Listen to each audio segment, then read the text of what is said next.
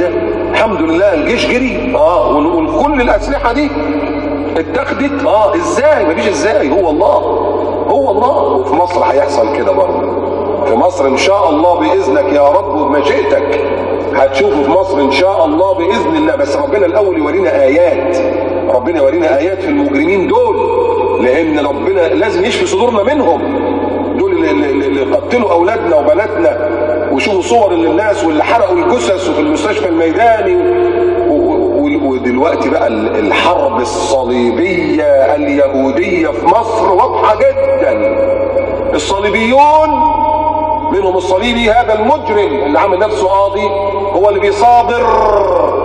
بيصادر محلات الاخوه، اخونا خيرت ومحلات اخونا السعودي. القاضي مسيحي صليبي هو اللي حاكم عليه، وهو اللي قايل كده. والصليبيون دلوقتي في مصر واخدين حقهم تمام اكتر مننا يا راجل. ده الجمعه اللي فاتت دي كانت الضبطيه القضائيه، يعني واحد يخش الجامع يلاقي واحد على منبر يقول له انت معاك انزل يا بوليس تعالى امسك ده، اقبض عليه وياخد من مش عارف 3 شهور ل3 سنين ولا ومش عارف كم الف، ما يزيدش عن كم الف.